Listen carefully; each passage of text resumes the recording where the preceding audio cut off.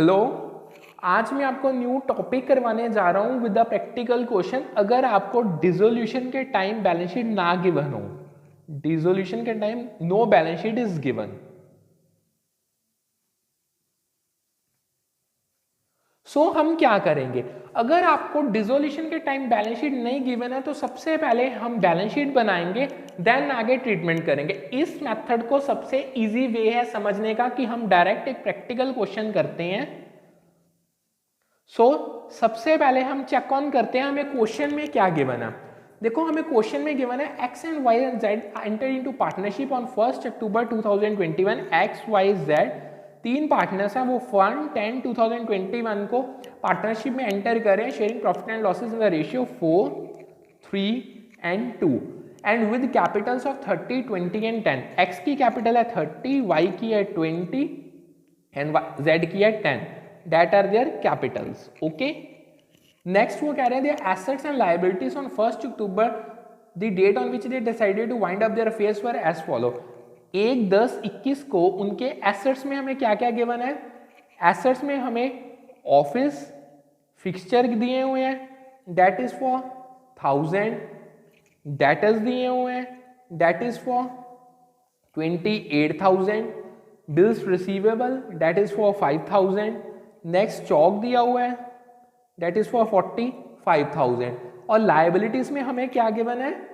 Liabilities में हमें given है sundry creditors, that is for 30,000 और बिल्स पेबल दिए हैं, डेट इज फॉर 4,000। नेक्स्ट उन्होंने सारा कुछ रियलाइजेशन का बताया हुआ है। सो एट द एंड उन्होंने एक चीज दी हुई है कि 5% interest is to be credit to each partner on his capital. So prepare realisation account, capital accounts and account showing adjustment of profit and losses in the business. So इसमें देखो हमें कोई ना कोई फिगर मिसिंग होगी क्योंकि इसका balance tally नहीं करेगा। सो सबसे पहले इस टाइप के सम में हम बनाएंगे balance sheet. So format balance sheet, that is liabilities, rupees, assets and rupees. देखो जितने भी हमारे एसेट्स हैं वो एसेट साइड पे आ जाएंगे। सबसे पहले आ जाएंगे office fixture, that is for 1000। Next हमें दिया है डेटर्स 28,000, बिल रिसीवेबल हमें गिवन है फॉर 5,000, स्टॉक हमें गिवन है फॉर 45,000। ओके, अब क्रेडिट साइड में हमें क्या गिवन है? सबसे पहले हमें क्रेडिटर्स गिवन है, दैट इज फॉर 30,000, यहां पे बाहर ही लिख लेते हैं 30,000। बिल पेबल हमें गिवन है फॉर 4,000। रेस्ट हमें कैपिटल्स गिवन है सारे पार्टनर्स की फॉर एक्स वाई जेड 30,000, 20,000, 10,000। सो इनका टोटल दैट इज फॉर 60,000। देखो देखने से पता चलता है क्रेडिट लायबिलिटी साइड ग्रेटर है, 30,000 प्लस 4,000 प्लस 60,000 यानी 94,000 इधर है। सो इधर भी 94 आएगा क्योंकि बैलेंस शीट में assets is equal to liabilities. 94,000 में से 1000 माइनस किया, 28,000 माइनस किया, 5,000 एंड 45,000 यानी 15,000 का जो हमें आया वो आएगा gain. Profit and loss account में डाल दो इसको ब्रैकेट में गेन, और ये थी हमारी बैलेंसिंग फिगर। सो इस तरीके से सबसे पहले बनाई जाती है बैलेंस शीट, यानी हमें ये पता चल जाए कोई ना कोई फिगर अगर मिसिंग है तो वो है कौन सी। सो अब रेस्ट ऑफ द सम हम वैसे ही करेंगे जैसे हम आगे सॉल्व करते हैं। सबसे पहले इसे देखकर बनाया जाएगा रियलाइजेशन अकाउंट। सो अब हम इसको करते हैं साइड पे, अब हम बनाते हैं अपना realisation account. So format realisation account, particulars, rupees, particulars and rupees, यानी डेबिट, क्रेडिट,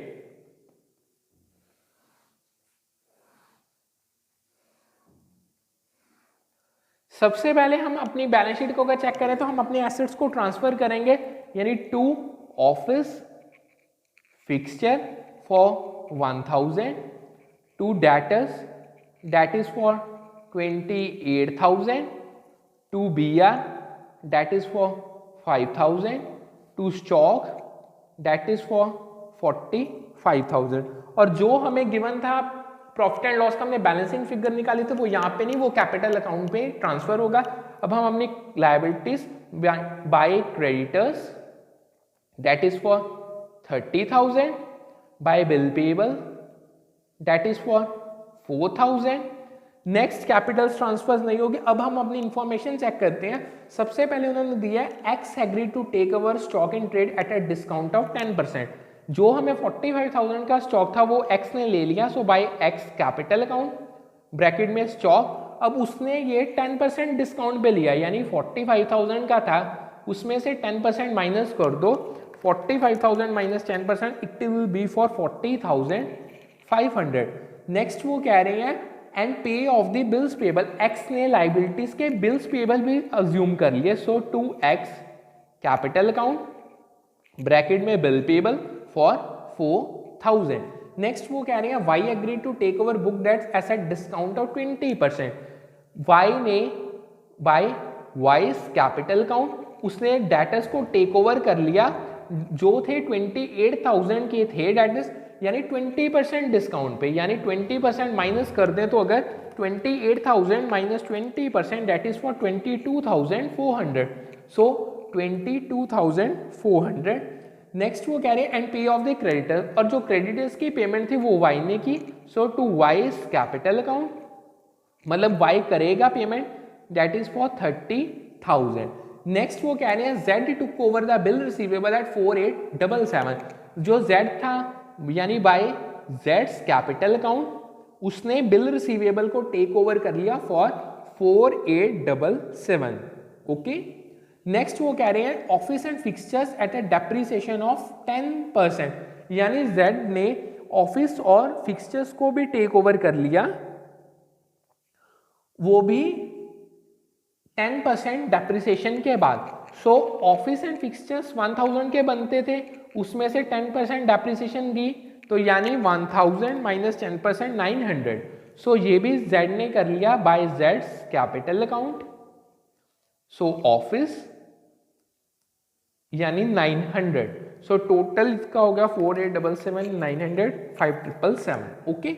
नेक्स्ट वो कह रहे हैं 5% interest is to be credited to partners to each partner on his capital. So जो ये इंटरेस्ट ऑन कैपिटल है इसकी हम यहाँ पे कुछ नहीं करेंगे। सो अब हम करते हैं अपना टोटल। सो देखते हैं यहाँ पे लॉस आएगा हमारे पास, क्योंकि डेबिट साइड का टोटल ही बड़ा लग रहा है। 1000 plus 28,000 plus 5,000 plus 45,000 plus 4,000 plus 30,000, यानी कि 1,13,000 टोटल आ गया। सो सिमिलर टोटल इधर आ जाएगा 1,13,000।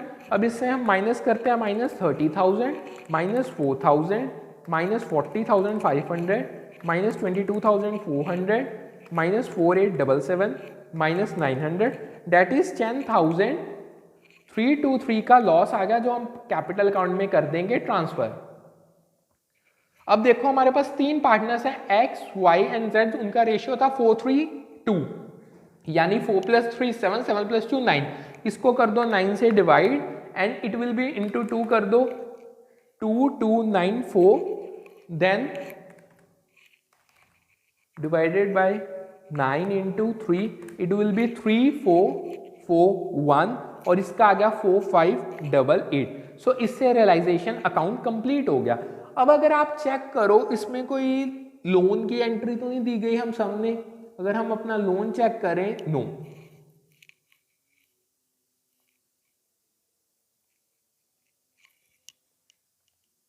अब हम बनाने जा रहे हैं कैपिटल अकाउंट्स। कैपिटल अकाउंट्स हमारे तीन पार्टनर हैं date format particulars X Y Z, particulars X Y and Z, debit credit. So सबसे पहले हम अपनी बैलेंस शीट को चेक करके हम क्या करेंगे, हम करेंगे जो हमने बैलेंस शीट खुद बनाई थी, सबसे पहले हम करते हैं बैलेंस ब्रॉट डाउन। सो आप अपनी बैलेंस शीट को चेक करो, हमें 30, 20 और 10 के बैलेंसेस दिए हैं by balance brought down 30, 20 and 10। Next हमें बैलेंस शीट में कुछ हमें दिया है प्रॉफिट एंड लॉस का गेन 15,000 का, इसको हम डिस्ट्रीब्यूट कर देंगे यानी to profit and loss account. 15,000 क्या है, इसको हम 432 यानी 9, 15,000 divided by 9 into 2 it will be 3,333। Okay, 5,000 and 6,667। Next अब हम चेक करते हैं अपना रियलाइजेशन अकाउंट। देखो रियलाइजेशन अकाउंट में हमें सबसे पहले एक्स में 4,000 एंड 30,000, वाई का 4,000, वाई का 30,000, सो ये आ गया by realisation account. Similar way में आप चेक करो, हमें एक्स का 40,500, वाई का 22,400 और जेड का 4,878,908। सो टू रियलाइजेशन अकाउंट और हमें जो लॉस दिया वो भी इधर आ जाएगा to realisation account, that is for 4,588,3,441,2294। अब हम अपने कैपिटल अकाउंट का करते हैं बैलेंस। सो सबसे पहले हम देखते हैं एक्स का इधर बड़ा आ रहा है, सो 667 plus 40500 plus 4588 it will B 51755। Similar इधर आ गया 51755, इसमें से 30,000 एक और 4,000 एक, सो 17,755 की एक्स पेमेंट लेके आएगा अब, यानी बाय बैंक अकाउंट। अब बी का चेक करते हैं 5,000 प्लस 22,400 प्लस 3,441 दैट इज 30,841।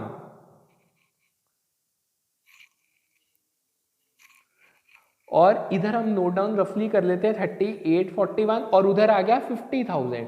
सो 50 इधर 50,000 से अगर हम माइनस कर दें तो it will be 19,159 that will be to bank account, यानी वाई को हम पेमेंट देंगे।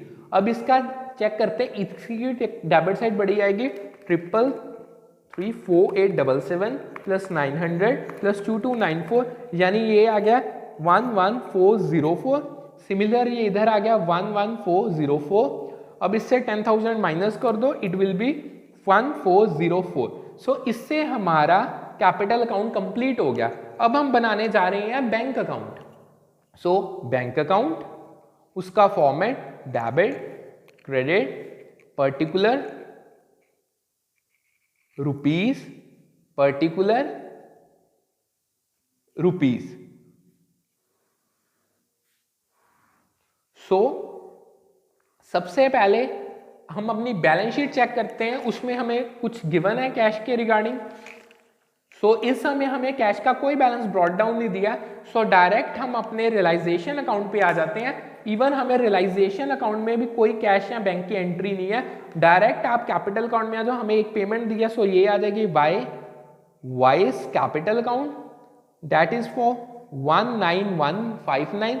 Similarly to X capital account that is for 17,755, to जेड्स capital account that is for 1,404। अब इनका टोटल कर लो 17,755 प्लस 404 दैट इज 19,159, 19,159। सो इससे हमारा बैंक अकाउंट भी बन गया और बैलेंसेस टैली भी हो गए। और ये था जब अगर आपको डिसोल्यूशन के टाइम पे बैलेंस शीट ना दी हो तो सम को कैसे सॉल्व किया जाता है। होप्स आपको अच्छे से समझ आ गया होगा। Thank you.